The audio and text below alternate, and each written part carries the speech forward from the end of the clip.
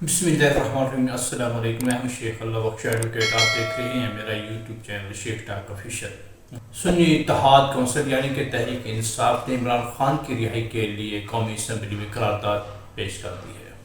Form 45 upload کر دیا گیا ہے۔ جیسے ہی الیکشن کمیشن کی ویب سائٹ پر فارم 45 اور فارم 47 اپلوڈ کیے گئے تو عوام نے ہنچار مچا دیا۔ خواتین کی اقلیتی نشستوں کے بارے میں تحریک انصاف کو بہت بڑا ریلیف پشاور ہائی کورٹ کی طرف سے مل گیا۔ عمران خان نے اڈیالہ جیل میں صحافیوں سے گفتگو کی۔ 263ویں کور کمانڈر کانفرنس زیر صدارت آرمی چیف سید عاصم منیر نشان امتیاز ہوئی، اس کا احوال بھی آپ سے شیئر کریں گے۔ سب سے پہلے آپ سے گزارش ہے کہ آپ میرا چینل سبسکرائب کر لیجیے تاکہ اس طرح کی ویڈیوز آپ تک پہنچتی رہیں اور ہمارا چینل کو پروموشن کا بھی موقع مل سکے۔ محترم ناظرین، سنی اتحاد کونسل نے قومی اسمبلی میں عمران خان کی رہائی کے لیے اور دیگر لوگوں کی رہائی کے لیے قرارداد پیش کر دی ہے۔ اس قرارداد کے چیدہ جو پوائنٹ تھے وہ میں آپ کے سامنے شیئر کر دیتا ہوں۔ سب سے پہلے یہ ہے کہ عمران خان کے خلاف جو سیاسی مقدمات بنائے گئے ہیں ان کو ختم کیا جائے اور ان کو بر وقت اور جلد از جلد رہا کیا جائے۔ قانون کا غلط استعمال اور سیاسی استعمال بند کیا جائے۔ شاہد قریشی، پرویز الہی، یاسمین راشد، عمر سرفراز چیمہ، صنم جاوید، اعزاز چودھری، محمود رشید سمیت سب کو رہا کیا جائے، کیونکہ ان کو سیاسی مقدمات بنا کے جیلوں کے اندر بند کیا گیا ہے۔ انتقامی اور سیاسی طور پر ان کو رکیدہ جا رہا ہے۔ عمران ریاض اور اسد علی طور کو بھی رہا کیا جائے۔ تمام افراد پر مقدمات سیاسی اور غیر قانونی ہیں۔ یہ قرارداد جو ہے قومی اسمبلی میں جمع کرا دی گئی ہے، لیکن اس قرارداد کا کیونکہ تحریک انصاف کو کوئی خاص فائدہ نہیں ہوگا، کیونکہ جب بھی کوئی اجلاس قومی اسمبلی کا ہوتا ہے تو اس میں کئی قسم کی ایسی قرارداد پیش کی جاتی ہیں جن کو ماننا اخلاقی طور پر بہتر تو ہوتا ہے، لیکن ان کے سامنے کسی کو ماننا نہ ماننا مجبوری یا فرض نہیں ہوتا۔ لہٰذا اس قرارداد کا سوائے اخلاقیات کے اور عمران خان کو یا ان تمام قیدیوں کو جو کہ تحریک انصاف کے مختلف مقدمات میں جیلوں کے اندر ہیں ان کو کوئی بھی خاص فائدہ نہیں ہوگا۔ الیکشن کمیشن کی ویب سائٹ پر فارم 45 فارم 47 اپلوڈ کر دیے گئے ہیں۔ چونکہ الیکشن کمیشن نے کسی ہدایت کے مطابق فارم 45 اور فارم 47 کو چینج کرنے کا ٹھیکہ اٹھایا ہوا تھا، جس کی وجہ سے انہوں نے یہ بھونڈا کھیل کھیلا ہے۔ اس کی ایک جھلک آپ کو میں دکھائی دیتا ہوں، کیونکہ جو فارم 45 اپلوڈ کیے گئے ان میں اتنی غلطیاں تھیں یا ان کے اندر ایسا واضح ہیر پھیر کیا گیا تھا کہ پورا پاکستان اٹھ کھڑا ہوا اور عوام نے آسمان سر پہ اٹھا لیا۔ سب سے پہلے اس کی مثال میں آپ کے سامنے پیش کرتا ہوں، وہ یہ ہے کہ گجرات کا حلقہ ہے ایک، جس میں اصل جو وارڈ تھے وہ 584 تھے، جن کو کچی پینسل سے یا دوبارہ سے ری رائٹ کرتے ہوئے 5 کو 0 سے تبدیل کیا گیا اور صرف 84 بچائے گئے، جبکہ مخالف کے 86 وارڈ تھے اور اس کو 586 بنا دیا گیا۔ اسی طرح ایک اور حلقہ ہے 176، جس کے اندر وارڈ ڈالے تھے 507، جن کو تبدیل کرتے ہوئے 007 کر دیا گیا، اور جو مخالف کے وارڈ تھے وہ 31 تھے اور ان کو 500 بڑھاتے ہوئے 531 بنا دیا گیا۔ اسی طرح ایک اور حلقہ ہے ND 128، جس میں ایک امیدوار کو 93 وارڈ پڑے اور ان کو اضافہ کرتے ہوئے 493 بنا دیا گیا، اور اسی طرح 36 والے کو 36 رہنے دیا گیا، جس سے کافی ووٹوں میں فرق آ گیا اور مخالف جیت گیا۔ ایک اور حلقہ ہے جس میں 590 ووٹ پڑے اور 500 کو 0 سے تبدیل کیا گیا اور ان کو صرف 90 رہنے دیا گیا، جبکہ مخالف کو ووٹ پڑے صرف 11، ان کو 511 بنا دیا گیا۔ اسی طرح ایک اور حلقہ ہے 173، جس کے ووٹ تھے اس کو 973 بنا دیا گیا، کیونکہ ایک کو 9 بنا دیا گیا، اور اسی طرح ہی مخالف کے 273 ووٹ تھے جتنے والے کے، جبکہ وہ صرف 973 کے بدلے 273 رہے۔ اس کے علاوہ ایک اور نیشنل اسمبلی کا حلقہ ہے 130، اس میں ایک امیدوار کو ووٹ پڑے 313، اس کو بنا دیا گیا 1313، اور اس کے مخالف کو ووٹ پڑے تھے 1092، جس کو 2092 سے تبدیل کیا گیا۔ اس طرح ایک اور حلقہ ہے پی پی کا، پی پی 42، 776 ووٹ پڑے تھے، ان کو 176 بنا دیا گیا، اور اس کے مخالف کو پڑے تھے 210 اور ان کو 710 بنا دیا گیا۔ کتنی ڈٹائی سے یہ انتخابات کے جو رزلٹ ہیں وہ تبدیل ہو رہے ہیں۔ قانون کی ایک ٹرم ہے، یا اس کو معقولہ کہہ سکتے ہیں، کہ انصاف دیر سے دینا انصاف نہ دینے کے مترادف ہوتا ہے۔ جبکہ یہ فارم 45 فارم 47 جو ہے نا، یہ 14 دن کے اندر، انتخابات کے بعد 14 دن کے اندر یہ فارم 45 فارم 47 یہ اپلوڈ ہو جانے چاہیے تھے، لیکن اتنی دیر سے یہ اپلوڈ کیوں ہوئے؟ یہ اپلوڈ بھی ہوئے تو پھر ان کے اندر ایسی چال بازی کھیلی گئی، ایسی کلیئر کٹ ناانصافی دکھائی گئی، اور ان کو کٹنگ کر کے بڑھا کر یا کہیں کٹنگ کر کے ختم کر کے رزلٹ بنائے گئے، جس سے واضح پتہ چلتا ہے کہ یہ لوگوں نے دھاندلی کی ہے اور کلیئر کٹ کی ہے۔ ایک دھاندلی ہوتی ہے چھپے لفظوں میں، دوسری ہوتی ہے کلیئر کٹ، یہ کلیئر کٹ دھاندلی ہے۔ لیکن میں تو کہتا ہوں کہ عوام اب ہوش کے ناخن لے اور ایسے لوگوں کو کیفر کردہ تک پہنچائے۔ لیکن ہوتا یہ ہے کہ جب یہ اپیل میں لوگ جائیں گے، یہ کچھ کیس سنے جائیں گے، کچھ نہیں سنے جائیں گے، جو سنے جائیں گے تو ان کا وقت اتنا گزر چکا ہوگا کہ پھر ان کو مزید آگے لڑنے کا ان کو حوصلہ نہیں ہوگا، یا پھر وہ اتنی دیر سے ان کو انصاف ملے گا کہ یہ حکومت 2-3 سال کے اندر ہی ختم ہو جائے گی، اور وہ اگر سلیکٹ بھی ہو گئے دوبارہ اپنی سیٹوں پر بھی آ گئے تو ان کا آنا نہ آنا ایک برابر ہوگا۔ یہ ہے پاکستان کی اصل جمہوریت، جس کا رونا ہم رو رہے ہیں۔ اس میں ہمارے کرتا دھرتا بھی شامل ہیں، اس میں ہماری سیاسی پارٹیاں بھی شامل ہیں۔ صرف وہ روتا ہے جس کے خلاف یہ کارروائی ہوتی ہے، جس کے خلاف یہ جھگڑو پھرتا ہے۔ اور جماعت اسلامی جیسے کراچی میں اس کے ساتھ ہوا، یا پھر خیبر پختونخوا میں اس کے ساتھ ہوا، جماعت اسلامی کے ساتھ تو مقتدر حلقوں کا بھی اور تمام سیاسی پارٹیوں کا، جو کہ خاص طور پہ جن کا مفاد ہوتا ہے، جن کی مفاداتی پارٹیاں ہیں، جن کی سیاست ایک کاروبار ہے، ان کا خدا واسطے کر دیا ہے۔ لیکن کب تک ہم صبر کرتے رہیں گے؟ ہم جگر آزمائیں گے اور تم تیر آزماؤ، برداشت کرتے رہیں گے، لیکن کب تک؟ انشاءاللہ عزیز وقت قریب آنے والا ہے کہ آپ لوگ ظلم کرتے کرتے تھک جائیں گے۔ الیکشن کمیشن آف پاکستان نے تحریک انصاف کو مخصوص نشستیں نہ دینے کا فیصلہ کیا تھا۔ صرف ان کے اوپر الزام یہ لگایا تھا، ان کی درخواست پر اعتراض یہ لگایا تھا کہ آپ لوگوں نے لسٹ جو ہے وہ بر وقت جمع نہیں کرائی، جس کی وجہ سے سنی اتحاد کونسل کی جو فہرست تھی اس کو رد کر دیا گیا، اور وہ تمام کی تمام مخصوص نشستیں جو کہ پی ٹی آئی یا سنی اتحاد کونسل کو ملنی چاہیے تھی، وہ ساری کی ساری مختلف پارٹیوں کو تقسیم کر دی گئی۔ اس کے خلاف تحریک انصاف پشاور ہائی کورٹ میں چلی گئی، جہاں پر 2 رکنی بینچ نے اس فیصلے کی سماعت کی، اور انہوں نے اسپیکر قومی اسمبلی کو ان مخصوص نشستوں کے جو ممبرس تھے ان کا حلف روک دیا ہے، اور تمام جو کرتا دھرتا ہیں، جو ان کے حکام والا ہیں الیکشن کمیشن کے اور اس طرح کے دوسرے لوگ، تمام لوگوں کو انہوں نے طلب کر لیا ہے کہ بھئی تم لوگوں نے یہ کیا ایک ایسا اقدام اٹھایا ہے جس سے تحریک انصاف مخصوص نشستیں ان کو نہیں مل رہی۔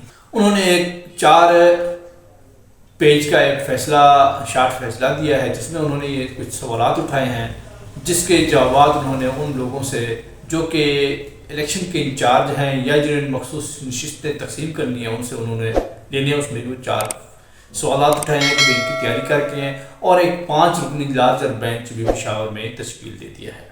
فیصلے میں جو سوالات اٹھائے گئے ہیں وہ یہ ہے کہ کیا پشاور ہائی کورٹ اس فیصلے کو سماعت کر سکتی ہے، اور دوسرا یہ سوال ہے کہ بھئی کیا سنی اتحاد کونسل کو یہ نشستیں ملنی چاہیے، کیا فہرست کو بر وقت الیکشن کمیشن میں جمع نہ کرنا اس کا کوئی حل ہے، کیا مخصوص نشستوں کو خالی رکھا جا سکتا ہے، اگر وہ پی ٹی آئی یا سنی اتحاد کونسل کو نہیں ملتی کیا ان کو خالی بھی رکھا جا سکتا ہے، کیا مخصوص نشستیں شرح کے حساب سے دی جا سکتی ہیں؟ کیا الیکشن کمیشن نے قانون کی غلط تشریح کی ہے؟ ان تمام سوالات پر جو ہے نا ہائی کورٹ کا لاٹر بینچ 5 رکنی بینچ جو ہے وہ سماعت کرے گا۔ لگتا یہ ہے کہ اسی طرح ہی انہوں نے میل ملاپ کر کے، جیسے اگر پی ٹی آئی کے حق میں بھی پشاور ہائی کورٹ نے فیصلہ دے دیا تو یہ فیصلہ پھر چلا جائے گا اپیل میں، الیکشن کمیشن اپیل کر دے گا اور وہاں پر قاضی فیصلہ جیسے کہ اس نے پہلے بلے کے فیصلے پر کیا تھا، اور اس پر بھی ایسا ہی فیصلہ ایک جس کو ناگہانی فیصلہ کہہ سکتے ہیں پی ٹی آئی کے لیے، ایک ایسا فیصلہ جس کو وہ سننے کے لیے تیار نہیں ہوں گے، تو وہ جو ہے نا وہ سننے کو ملے گا۔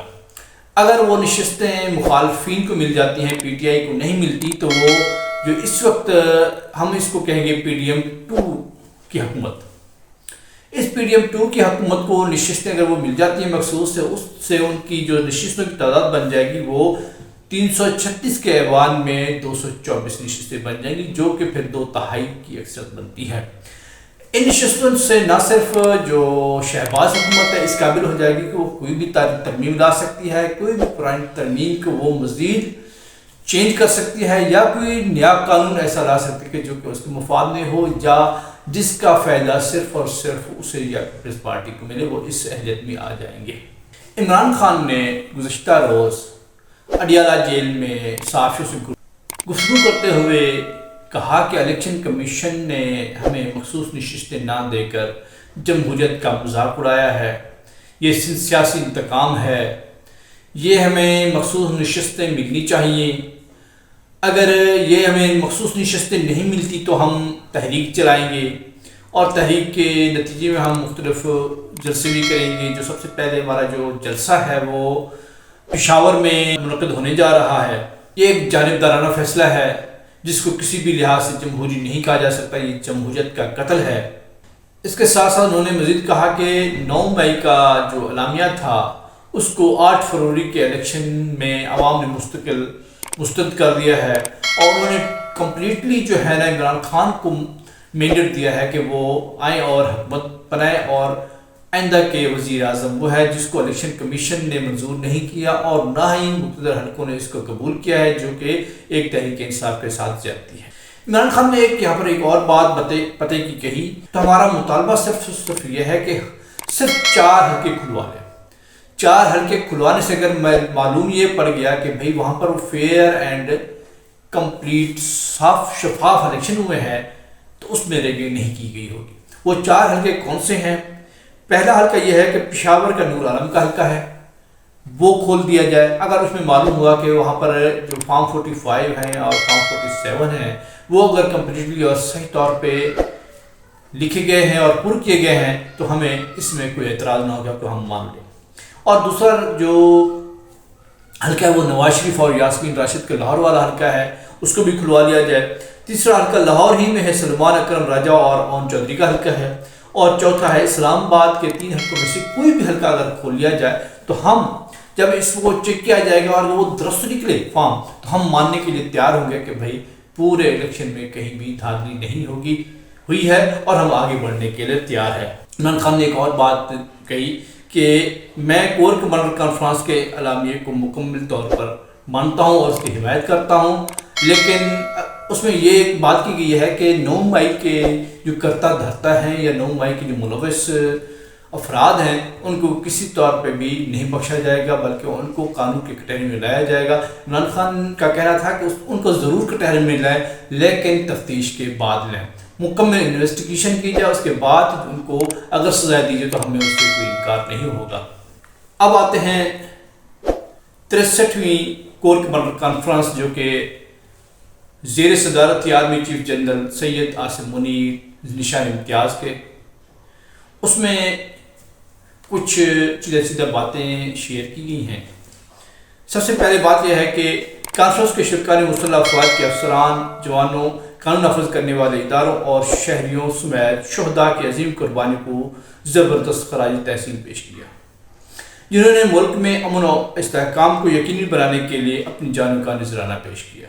بہت اچھی بات ہے۔ فورم نے عزم کیا ہے کہ پاکستان کو غیر مستحکم کرنے کے لیے دشمن قوتوں کے اشارے پر کام کرنے والے تمام دہشت گردوں، ان کے سہولت کاروں اور ان کے حوصلہ افزائی کرنے والوں عناصر کے خلاف ریاست مکمل طاقت کے ساتھ نمٹے گی۔ یقیناً ایسا ہی ہونا چاہیے، لیکن مکمل انویسٹیگیشن کرنے کے بعد، تاکہ کسی غریب کے ساتھ ظلم نہ ہو، کیونکہ 100 گناہ گاروں کو چھوڑ دینا اس سے کہیں بہتر ہے کہ کسی ایک بے گناہ کو سزا دی جائے۔ آرمی چیف نے کور کمانڈرز کو دہشت گردوں اور عصمت پسندی کے خلاف ادا کے فوائد کو مستحکم کرنے کی ہدایت کی۔ فورم نے بھارت کے مقبوضہ کشمیر میں کشمیریوں پر جاری جبر پر تشویش کا اظہار کیا اور انسانی حقوق کی مسلسل خلاف ورزیوں کی مذمت کی۔ اس میں یہ عرض کروں گا کہ اس میں جو لفظ ہے بھارت کے مقبوضہ جموں کشمیر میں، یہ بھارت کے مقبوضہ جموں کشمیر نہ لکھا جائے، آئندہ سے اس کو مقبوضہ جموں کشمیر لکھا جائے، کیونکہ وہ بھارت غیر قانونی طور پہ قابض ہے، ناجائز قابض ہے۔ جب وہ قابض ہے تو اس کو مقبوضہ کشمیر لکھا جائے، نہ کہ بھارت کا مقبوضہ کشمیر۔ فورم نے اس بات پر تشویش کا اظہار کیا ہے کہ کچھ مخصوص مگر محدود سیاسی عناصر سوشل میڈیا اور میڈیا کے کچھ سیگمنٹس کی طرف سے مداخلت کے غیر مصدق الزامات کے ساتھ پاکستان کی مسلح افواج کو بدنام کر رہے ہیں، جو کہ انتہائی قابل مذمت ہے۔ ایسا ہرگز نہیں ہونا چاہیے۔ جو بندے یہ کر رہے ہیں یقیناً دشمن عناصر کے ہاتھوں میں کٹ پتلیاں بن کر کھیل رہے ہیں، ان کے ساتھ آئینی ہاتھوں سے نمٹا جائے تاکہ وہ کسی بھی طور پر فوج کی مورال کو خراب نہ کر سکیں۔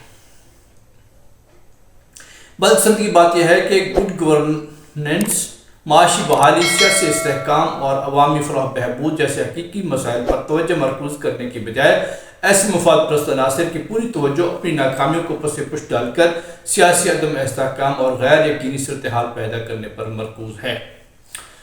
فورم نے اس بات پر بھی زور دیا ہے کہ غیر آئینی اور سیاسی بنیاد پر بیان بازی اور جذباتی اشتعال انگیزی کا سہارا لینے کے بجائے ثبوت کے ساتھ مناسب قانونی عمل میں پیروی کی جائے۔ فورم میں مرکز اور صوبوں میں اقتدار کی جمہوری انداز میں منتقلی پر اعلان کیا۔ ٹھیک ہے، کور کمانڈر کانفرنس نے تو اس اقتدار کی منتقلی پر اطمینان کا اظہار کیا ہے، لیکن عوامی مانگوں کے مطابق یہ منتقلی مناسب نہیں ہوئی۔ یقیناً اس پر بھی غور کیا جائے۔ فورم نے امید ظاہر کی ہے کہ انتخابات کے بعد کا ماحول پاکستان میں سیاسی اور معاشی استحکام لائے گا، جس کے نتیجے میں امن اور خوشحالی آئے گی۔ فورم اس بات پر پختہ یقین رکھتا ہے کہ جمہوری استحکام ہی ملک کے لیے آگے بڑھنے کا راستہ ہے۔ اس میں کوئی شک نہیں ہے کہ قومیں اسی طرح ہی جمہوری طریقے سے آگے بڑھتی ہیں، لیکن تب یہ ہوتا ہے جب بہتر سے بہتر کی تلاش میں نکلا جائے۔ آج ہم نے ایک بہتری کی، اس سے آگے پھر بہتری کی گنجائش رکھیں اور خواہش رکھیں، لیکن اب کی بار جو الیکشن ہوا ہے اس میں کوئی بہتری نظر نہیں آئی۔ اس میں ہم تنزلی کی طرف قدم رکھا ہے اور ہم نے کمپلیٹلی طور پہ الیکشن نتائج کو تبدیل کرتے ہوئے اور اپنی مرضی کے مطابق رزلٹ تیار کیے ہیں، جو کہ ایک ترقی یافتہ ملک کے لیے یا ترقی پذیر ملک کے لیے، خاص طور پاکستان کے جس کے حالات ہمیشہ سے ابتر رہے ہیں اور ابھی تک بھی ان کی بہتری نظر نہیں آ رہی، تو اس کے لیے یہ ناصور سے کم نہیں ہے۔ اگر جمہوریت میں بہتری لانی ہے تو سیاستدانوں کو آزاد چھوڑا جائے اور جو حکومتی حلقے ہیں ان کو قانون کا پابند بنایا جائے تاکہ بہتری آئے۔ اگر اس طرح چلتا رہا تو یہ بہتری نہیں آئے گی، بلکہ ابتری آتی چلی جائے گی اور تنزلی کی طرف ہمارے قدم چلتے جائیں گے۔ فورم نے اس بات کا اعادہ کیا ہے کہ عسکری قیادت چیلنجز اور خطرات سے پوری طرح باخبر ہے اور پاکستان کے عوام کی حمایت کے ساتھ اپنی آئینی ذمہ داریوں کو نبھانے کے لیے پرعزم ہے۔ بہت اچھی بات ہے۔ فورم نے سیکورٹی خطرات سے نمٹنے اور سماجی اور اقتصادی ترقی کو فروغ دینے میں حکومت کو مکمل تعاون فراہم کرنے کا اعادہ کیا ہے۔ سمگلنگ، ذخیرہ اندوزی، بجلی چوری، ون ڈاکومنٹ رجیم اور تمام غیر قانونی تارکین کی باعزت اور محفوظ وطن واپسی سمیت تمام غیر قانونی سرگرمیوں کو روکنے میں بھرپور مدد فراہم کی جائے گی۔ یہ حکومت کے لیے اور فوج کے لیے ہم آہنگی بہت خوشائن بات ہے۔ فورم نے اس بات کا اعادہ کیا ہے جو کہ 9 مئی کے منصوبہ سازوں، اشتعال دلانے والوں، حوصلہ افزائی کرنے والوں اور شہداء کی یادگاروں کی بے حرمتی کرنے والوں اور فوجی تنصیبات پر حملہ کرنے والوں یقیناً طور پر قانون اور آئین کے متعلقہ دفعات کے تحت انصاف کے کٹہرے میں لایا جائے گا۔ اس سلسلے میں فسق شدہ ابہام اور غلط معلومات پھیلانے کی بدنیتی پر مبنی کوششیں بالکل بے سود ہیں، جو صرف مضمون سیاسی مفادات کے حصول کے لیے منظم مہم کا حصہ ہیں تاکہ 9 مئی کے گھنونی سرگرمیوں میں پردہ ڈالا جا سکے۔ فوراً بعد مذموم عناصر کی جانب سے معاشرے میں مایوسی اور تقسیم ڈالنے کے لیے پھیلائی جانے والی منظم جھوٹی اور جعلی خبروں پر تشویش کا اظہار کیا ہے۔ فوراً پاکستان کے قابل فخر عوام پر زور دیا ہے کہ وہ مثبت اور متحد رہیں اور ملک کی تعمیر و ترقی میں دل جان سے حصہ ڈالیں۔ جناب والا، عوام تو کب سے ملک کی ترقی میں حصہ ڈال رہی ہے اور کتنا حصہ اس سے ڈلوانا مقصود ہے۔ اب تو عوام کے اندر اتنی سکت بھی نہیں رہی کہ وہ بجلی، پیٹرول اور گیس کی بلوں کو بر وقت ادا کر سکے۔